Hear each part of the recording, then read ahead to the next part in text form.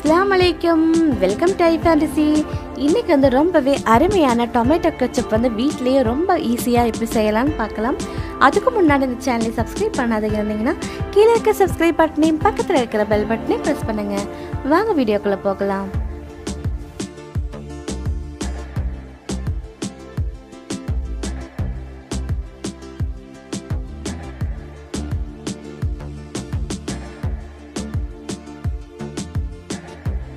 அதுக்காக 1 கிலோ அளவுக்கு நல்ல பழுத்த தக்காளியா நம்ம எடுத்து வச்சுக்கலாம். இப்போ இது சின்ன சின்ன பீஸா நம்ம கட் பண்ணி எடுத்துக்கலாம். தக்காளி நல்லா பொடியா கட் பண்ணி எடுத்தாச்சு. இப்போ நம்ம இத நல்லா வேக வச்சு எடுத்துக்கலாம். இப்போ ஒரு கடாயில நம்ம கட் பண்ணி வச்சிருக்க தக்காளி எல்லாம் சேர்த்துக்கலாம். இது கூட 3 பெரிய பல்லு பூண்டு சேர்த்துக்கலாம். நீங்க சின்ன பூண்டு இருந்துச்சுனா நீங்க வந்து ஒரு 5 பூண்டு இது கூட சேர்த்துக்கோங்க.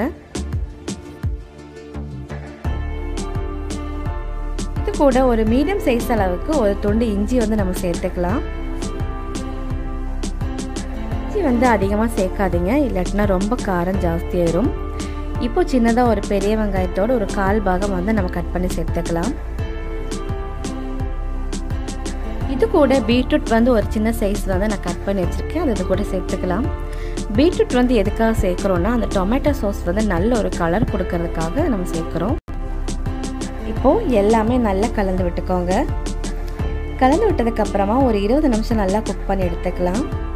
ஒரு மீடியம் ஃப்ளேம்ல வச்சுட்டு நீங்க வந்து குக் பண்ணி எடுத்துக்கோங்க. இப்போ 20 நிமிஷம் ஆயிருச்சு. தக்காளி எந்த அளவுக்கு நல்லா வெந்து குழஞ்சு வந்திருக்குது பாருங்க. இப்போ நல்லா மிக்ஸ் பண்ணி விட்டுக்கலாம்.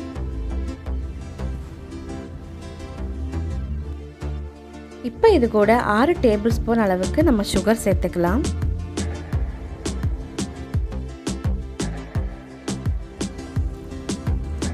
இப்போ இது கூட 1/4 கப் அளவுக்கு வினிகர் சேர்த்துக்கலாம். வினிகர் வந்து நம்ம இது கூட சேர்க்கும் போது நம்ம கடையில் வாங்கக்கூடிய அதே சாஸோட டேஸ்ட் வந்து நமக்கு கிடைக்கும். நல்ல ஒரு புளிப்பு தன்மையாகவும் இருக்கும். இது கூட 1/4 டீஸ்பூன் அளவுக்கு மிளகுத்தூள் சேர்த்துக்கலாம். இதுக்கு தேவையான அளவுக்கு சால்ட்டு சேர்த்துக்கலாம். சேர்த்துட்டு நல்லா கலந்து விட்டுக்கலாம்.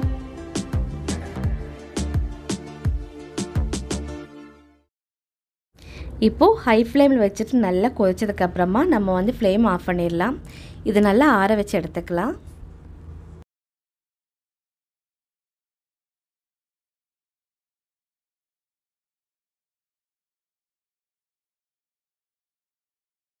இப்போ நல்லா ஆற வச்சு எடுத்தாச்சு. பாருங்க எந்த அளவுக்கு நல்ல ஒரு கலர்ஃபுல்லாக வந்திருக்குது. இது கூட நான் எந்த கலரும் சேர்க்கலை. இப்போ ஒரு மிக்ஸி ஜாரில் சேர்த்துட்டு நல்லா நைஸாக அரைச்சிட்டு வந்துடலாம். நல்லா நைஸாக அரைச்சிட்டு வந்தாச்சு. இப்போ இதில் இருக்கிற கட்டிகள்லாம் ஒரு வடிகட்டி வச்சு நம்ம நல்லா அரைச்சி எடுத்துக்கலாம்.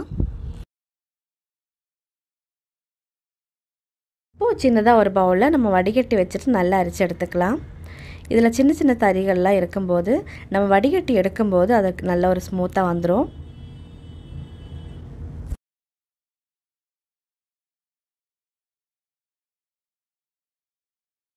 தக்காளி சாஸ் வந்து நல்லா வடிகட்டி எடுத்தாச்சு. இப்போ அதில் இருக்கிற தறியெல்லாம் போய் நல்ல ஒரு ஸ்மூத்தாக வந்துருச்சு பாருங்கள். இப்போ இந்த அளவுக்கு நமக்கு தின்னாக கிடச்சிருக்குது. இனி வந்து நம்ம நல்ல ஒரு கட்டி பதத்தில் கடையில் இருக்கிற அதே சாஸ் மாதிரி பண்ணி எடுத்துடலாம். இப்போ ஒரு கடாயில் நம்ம ரெடி பண்ணி வச்சுருக்க தக்காளி சாஸ் வந்து இது கூட சேர்த்துக்கலாம். சேர்த்துட்டு ஒரு 5 மினிட்ஸ் நல்லா கொதிக்க வச்சுக்கலாம். இதில் இருக்கிற கொஞ்சமாக இருக்கிற தண்ணியெல்லாம் நல்லா ட்ரை ஆகி நல்ல ஒரு திக்கான லெவலில் வந்துடும்.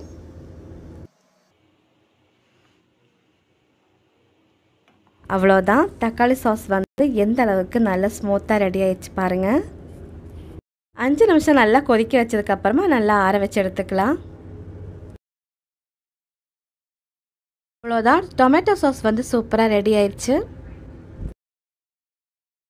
கடைகளில் வாங்குற அதே டொமேட்டோ சாஸ் வந்து அதே ஃப்ளேவரோட நம்ம வீட்டிலே ஈஸியாக ரெடி பண்ணி எடுத்துட்டோம்.